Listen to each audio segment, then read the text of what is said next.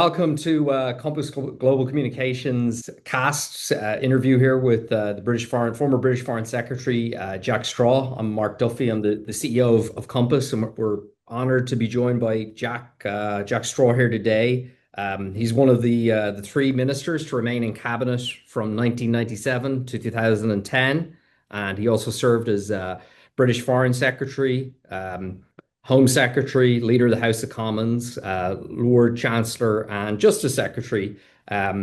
Jack took over at a pivotal time following as Foreign Secretary leading up to 9/11 and was very involved instrumental in the negotiations with Iran on their nuclear program, the E3+3 negotiations. And I know he's taken a very close interest in Iran and has visited, I think, nearly eight or more times, Jack. Eight times, yeah. Eight times. Okay. Well, we're really delighted to have you with us today and just want to cover a couple of foreign policy hot topics. Iran, in particular, do you foresee any more direct military kind of interactions between Israel and Iran over the course of the next couple of months, or where do you see things going there? Uh, Over the next couple of months, I think that basically is in Iran's hands. I mean, they've been very, very severely weakened as a result of the bets that they took after October the 7th, 2023, after the terrible Hamas massacre. Iran could have kept out of that. They have a transactional relationship with Hamas, but they've got no natural theological or sort of family relationship with Hamas. But anyway, they decided to back Hamas, as well as obviously Hezbollah, with whom they've had a much longer and there's an ethnic history there, and their other proxies, including Syria and the Yemen.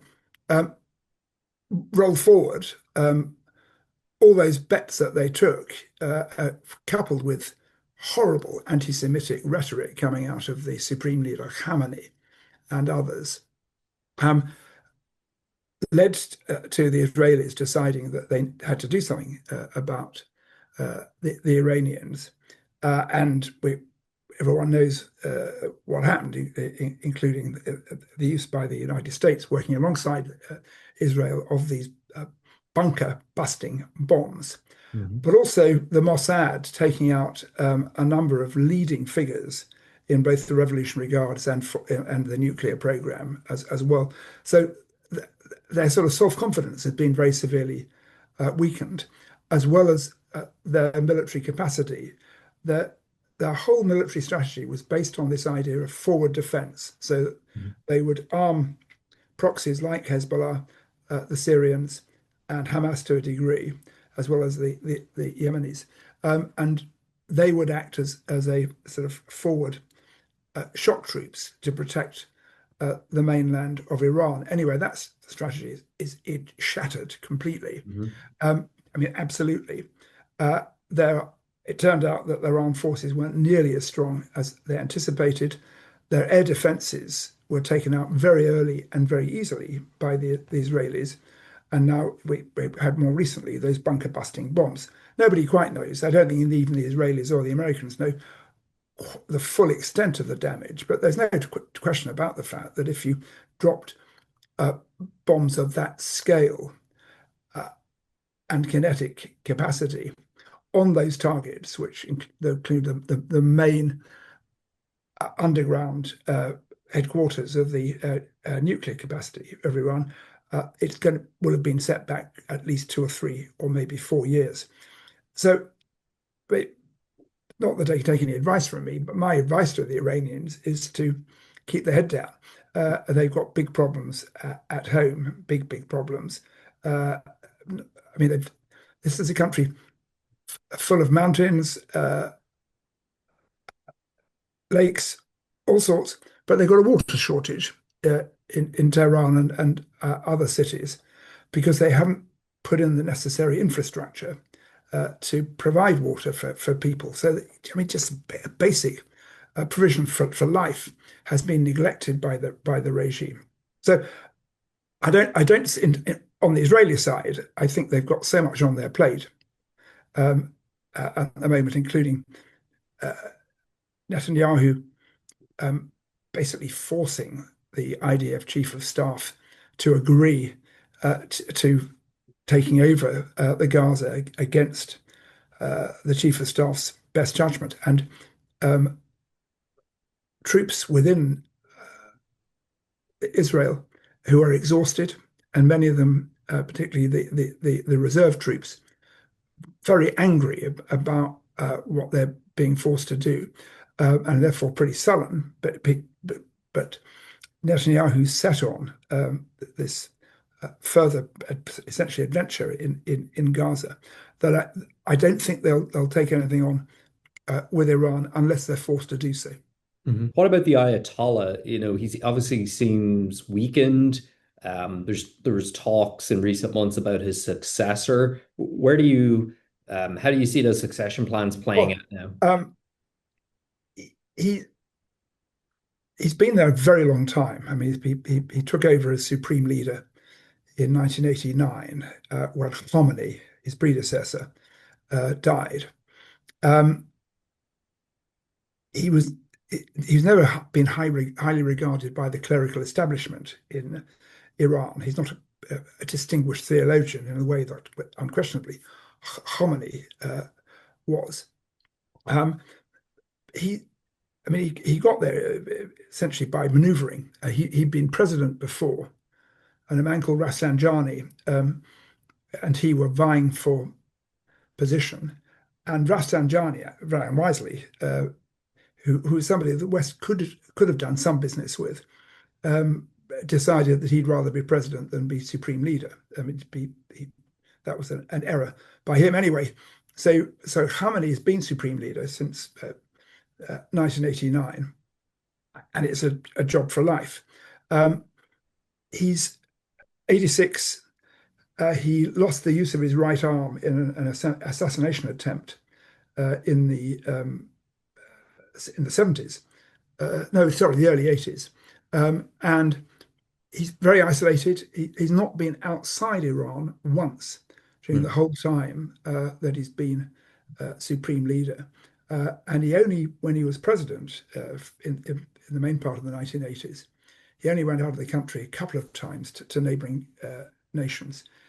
So his his view about the world is blinkered, and it will become more blinkered recently because the Israelis, essentially, the Mossad, know where he is. Hmm. Um, and I think there were stories certainly in the Israeli press that the Israelis had assured President Trump that they weren't going to assassinate him. But anyway, so and he's paranoid. Uh, he's obsessed with Israel to a degree that the average Iranian is not. Far from it.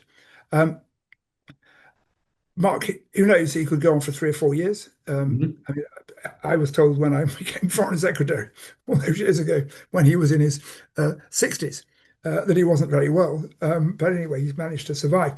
When he goes, and it will be up to the Grim Reaper, nobody else to determine that, unless he's, as it were, taken out by the Mossad. Um, it will fall to a committee called the Committee of Experts to decide who his successor will be. There'll be a huge amount of maneuvering. Um, Although that particular committee is packed with clerics and people that Khamenei, has appointed, um, I suspect that the most important influence on that committee will be the Revolutionary Guards, Hmm. because that, they are the Praetorian Guard for the regime. They've have amongst them the brightest and the best of military people within Iran. I mean, I've never forgotten going to a conference in 2018 and hearing both the head of the ordinary army and the head of a senior figure from the Revolutionary Guards talking. And the head of the ordinary army was simply ranting. I mean, he was all this stuff. Hmm. Um, Whereas the other guy was much, much more skillful, worldly, uh, and subtle as well. Um, the Revolutionary Guards have also make a lot of money. They are into all kinds of businesses, as for example, armed forces in Pakistan and Egypt are, and others. And they're also involved in smuggling, which is very lucrative. So they benefited quite a lot from sanctions because they enjoy busting them and making money for themselves. Um, but I say they will determine it. Who knows? Um, we may end up with another cleric who's a cleric who's very charismatic. But I think that it would be a period of great anxiety to the regime, as it were, the establishment in Iran, um, and uncertainty. The all the best estimates are that only about 80%, 80% of the population of Iran have just had it with the regime. I mean, the attendances at the mosques is going down. If you go on the streets of any big city, um, the compliance with a hijab rule, the headscarf, is becoming less and less. And they've, under this new president who got elected almost by accident last year, Pezeshkian, they have eased off a bit on the use of the morality police. Yeah. But it could be, I suspect there will be a period of great uncertainty. There could well be further repression, although you've already had a great deal of repression with the Iranian regime almost boasting that they've arrested over 20,000 Israeli spies. Um, uh, um, and the one thing I'm fairly certain, sadly, of is that you won't overnight get an establishment of a democratic regime. Uh, the Iranians have had very, very little experience of what it is to have democratic institutions, and democracy is not about the winner taking all. Democracy is about acceptance that there's a framework of a constitution and rules, Mhm. which for sure allows the winner the greatest amount of power, but also accords power to the losers as well. And that's quite a difficult idea to get across. Um, but you know, so it may be a sort of military dominated regime.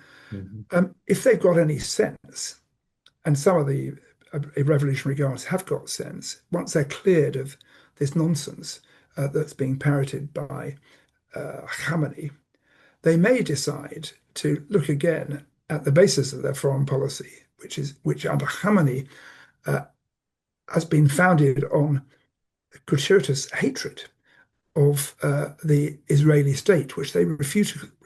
And the indication is they won't utter the words Israel. They Mhm. call it the Zionist entity.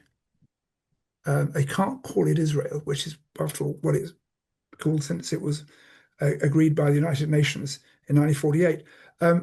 Anyway, I think, and they may seek a kind of rapprochement with the West. Mhm. But I mean, the last thing I just say about this, about pre-revolutionary situations, my long experience about situations of turmoil, which occasionally lead to serious change, as you're witnessing in Syria at the moment, you've seen elsewhere, or we saw in the former Soviet Union in the early 1990s. You don't know when these things are going to happen until after they've happened. You can have Mhm. almost exactly the same conditions and nothing happens. Um, Yeah. or I mean, something just tips it. Well, let me ask you this then, as talking about regime change and where things going around in Iran from here. I know you initiated the E+3 negotiations with Iran over the nuclear program with the French and the Germans. There's a lot of talk from the European Union that they may reimpose sanctions on Iran if they don't re-engage about their nuclear program. What do you see the Europeans doing with American support in relation to their nuclear program moving Well, forward? I mean, the reasons the Europeans can do that is because the Europeans have stayed within the so-called JCPOA, which was the framework agreed in 2015. It's a sadness to me that President Trump, pushed by Netanyahu, decided to pull out of it because it one of the consequences of uh, the United States pulling out of that deal is that the Iranians were then off the leash in terms of the enrichment of highly enriched uranium. You don't need highly enriched uranium for any other purpose but weapons. They've never provided any explanation as to why they are building up this stock of HEU, and there is no other purpose for it. But and it would have been controlled, and they would have produced far less, or if any, if the JCPOA had been in place. But anyway, Germany, France, and the UK remain signatories to that, and parts of that agreement are due to run out later this year, and there's what's called a snapback mechanism. It's too complicated to explain. There's no need for me to explain it, but it does enable the reimposition of some sanctions. There are already loads, and the E3 are trying to get the Iranians back into talks. There have been preliminary talks between Iranian representatives and indirect talks and American representatives brokered by Oman, who played an important and constructive role with Iran over a long time. Again, if the Iranians have got any sense, that they'll go for this.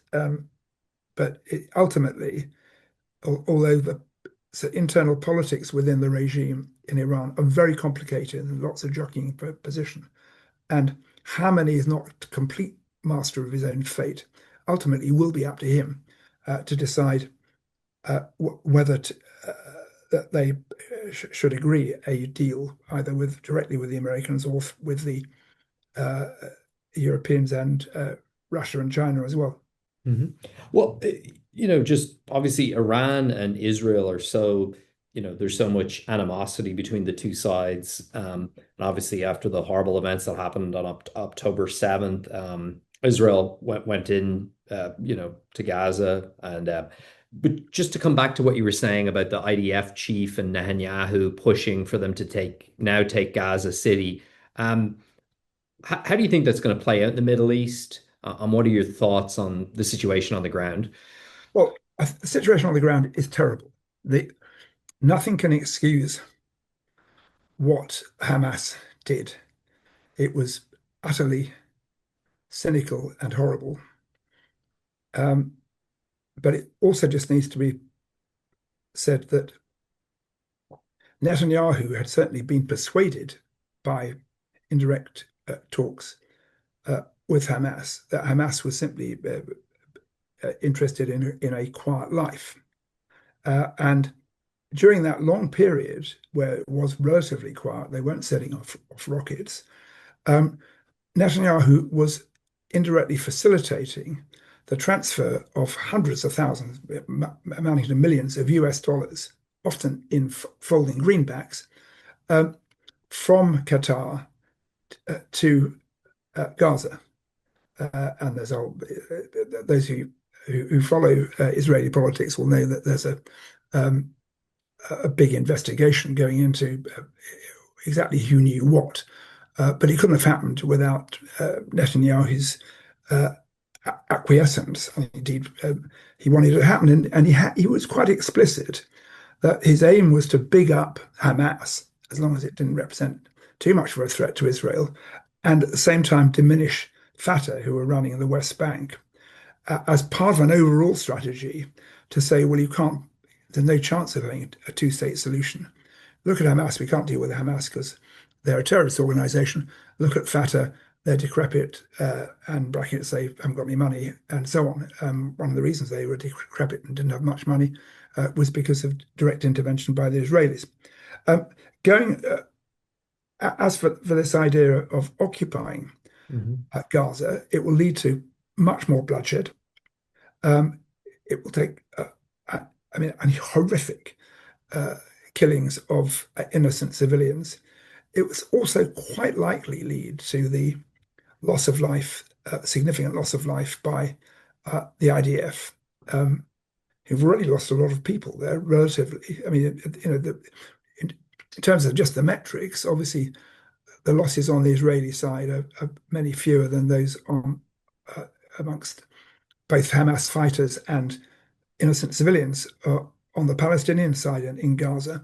But as I'm sure you'll know, Mark, the losses of service personnel within Israel are very keenly and immediately felt by the society as a whole. This is a relatively it's a small country geographically, but a relatively small population too. I mean, 10 million all up, including the Arab Israelis. Hmm. Um, and it is a militarized society as well, is Israel, because all the young people are either serving in the military or are reservists, the whole lot of them, and the whole society is served in the military. Um, so they'll feel this. Um, my guess is that Hamas, whose utter moral and military bankruptcy was shown in the aftermath of the 7th of October, will just go for broke. And they don't care how many of their own people are killed as collateral damage.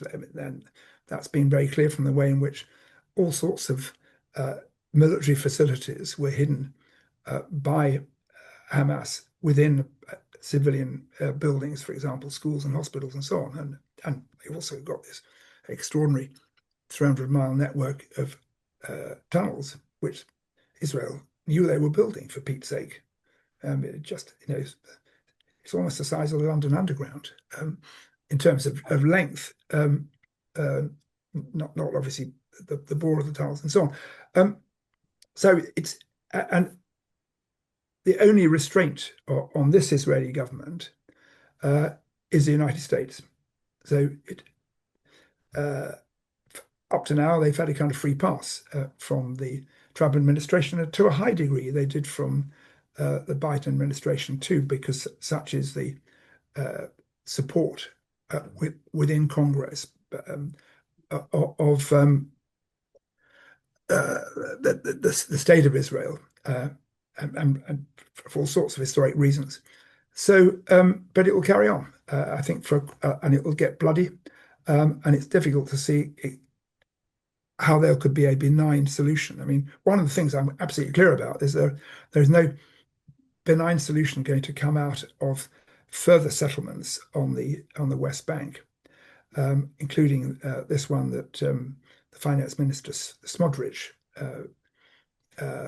was presiding over yesterday, where they're essentially putting a very large Israeli settlement between the East Jerusalem and the rest of the West Bank, partly and Smotrich was quite explicit about this, to disrupt any, in his view, any possibility of the formation of a Palestinian state. Let me ask you this, Jack, just kind of on how this impacts the United States. I know when Tony Blair left office as prime minister, he became like a Middle East envoy because post 9/11, there had been some realization that, one of the root causes of a lot of hatred towards the West was the conflict between Israel and Gaza. The longer this goes on, do you see it causing kind of threats for Americans here at home, or increasing the risk of domestic terrorism in the homeland? I mean, do you think it's the longer this goes on, and the US is seen to back Israel, give them a free pass, as you say, do you think it causes problems for US citizens and US citizens traveling around? N- Not to a very great degree. I mean, of course, there'd be plenty of people in Hamas um, who would like to continue their uh, program of killings, particularly of Americans. But the security situation within the US I mean, I'm not tempting providence here, but it's good. The security forces are effective. Um, so you will have and continue to have one or two people who, who've been brainwashed by Islamist propaganda to think that they will assist the cause by going in for killing a lot of Americans. But I think that those incidents, I could be completely wrong, but those incidents will be few and far between. And within Europe, the intelligence agencies, security agencies, I think, have kind of factored that in. The other thing that's happened, and this is a dramatic difference from 50 years ago, is that the Arab world has fractured. So you've now got countries like Saudi Arabia, Gulf states, and others who are very anxious to get much closer to the United States and in appropriate circumstances would be willing to have more formal relations with the United States. I mean, that raised an interesting question for the Trump administration because President Trump is keen on taking further steps under the so-called Abraham Accords, which he achieved in his first period of office. Further, but it's in practice very hard, say, for the Saudis to go further whilst there's this terrible situation in Gaza. But the Arab states are not going out of their way, are certainly not going out doing anything to help Hamas. And that's a big change. But the rhetoric has toned down as well. And most of the Arab states have got internal problems of their own. For example, Egypt, who, I mean, with whom diplomatic relations and Israel was established years and years ago. And it always needs to be remembered that that Egypt has blocked the border with Gaza, completely controls it, because the last thing it wants is Hamas, which is intellectually and theologically allied to the Muslim Brotherhood in Egypt and is regarded that's the biggest threat in Egypt. They don't want any more of that spilling across their border. That makes perfect sense. Jonathan Powell, I believe the national security advisor who you would have served with when he was the chief of staff to Tony Blair. He's spoken before about how you need to negotiate with terrorists. He's done that in Afghanistan. He did that very much so in Northern Ireland when he negotiated with Sinn Féin and the IRA. I mean, do you see some sort of the British government involved with some sort of negotiations here with Hamas, or kind of or trying to kind of move things forward? Because ultimately, once the killing stops, will there be a negotiated solution? Yes, I mean, I think with Hamas, I think in many ways are just beyond the pale, and they put themselves beyond the pale. They did that on the 7th of October. Absolutely. What got into the minds of the leadership of Hamas, I've no idea. But psyching up these young men, probably dragging them up as well, to go on a killing rampage like that. And by the way, killing an awful lot of people who historically were very sympathetic to the Palestinian cause in those kibbutz and adjacent to Gaza, was crackers. I mean, as well as being appalling, inhumane, all the rest of it, it just in their own terms. It was mad. And the leadership of Hamas is now literally a shadow of what it was. I mean, very significant numbers of them have either been assassinated or have lost their life in military action. So there will have to be some kind of deal with Hamas, and Prime Minister Netanyahu is under very great pressure within Israel at the moment, not least from the families of those people who are still hostages. Actually, quite a lot of the hostages who've been released and their families, to do some kind of deal, which is being brokered in Qatar and with Egyptian help, so that all the hostages can be released. And in return from that, no doubt there'll be prisoner releases on the other side. That's the usual structure of these things. But I mean, the other thing that's changed, and this is really significant, is that I think all the Arab states, as well as most sensible Palestinians within the occupied territories of Gaza and the West Bank, accept there can't possibly be a future in any kind of governance of those territories for Hamas. I mean, the these people are pathological killers. And yes, for sure, um, Britain and other countries have often and quite rightly negotiated with terrorists. I mean, just as a side story, which one of the consequences of what Jonathan Powell did brilliantly alongside Tony Blair with the Good Friday agreements was that it was agreed in that a number of Irish terrorists, IRA Sinn Féin supporters, who'd committed outrages either in Northern Ireland or in the mainland of the United Kingdom should be released. That was my responsibility as Home Secretary of the day for ones within England and Wales. And I was presented with this, what's called a warrant. It was to go to the late Queen for the release of the two Price sisters. I looked at this, I thought, cripes, these are the people who blew up the Old Bailey when in 1973, I think it was, I was in a case there as a young barrister. And the bomb went off 20 yards away from me, and I got glass in my backside. I could have been really badly injured. Anyway, notwithstanding that, I had to sign the paper. So you have to do these things, and it's a good thing that and for that settlement has worked. There are plenty of others. So you do sometimes have to negotiate with terrorists.